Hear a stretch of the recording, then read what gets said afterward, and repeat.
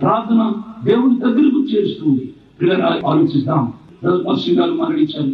భక్సింగ్ గారు మరణించినప్పుడు భక్సింగ్ గారు మరణించగా నా మటుకు నేను చాలగా నేను విచారపడ్డాను. దేశానికి ప్రపంచానికి ఒక శ్రేష్టమైన అన్నను పోగొట్టుకున్నాం. దేవుని చిత్తం పిల్లల. కాబట్టి భక్సింగ్ గారు గురించి అనేకులు చెప్పిన మాటలను విశ్లేషించి సంచితపరిచి చెప్పినట్లయితే భక్సింగ్ గారు నాకు తెలిసినంత వరకు గొప్ప ప్రసంగికుడు కాదు. ఒక రోజున భక్సింగ్ గారి పుట్టుక దినం జరుగుతుండగా నేను ఉన్నాను. ఆ పుట్టుక దినంలో ఆయన ఒక మాట చెప్పాడు. ఒక మాట, ఆయన మ్యాన్ ఆఫ్ ఫ్యామిలీ.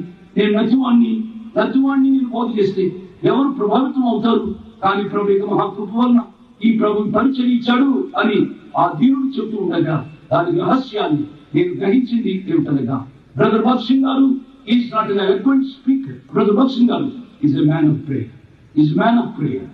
నేను మనవి చేస్తున్నా, దేవునికి స్నేహితుడు కావాలి అని అంటే ప్రార్థన అనేక జీవితాల్లో నేర్చుకున్నామని. It moves the prayer moves the heart of God.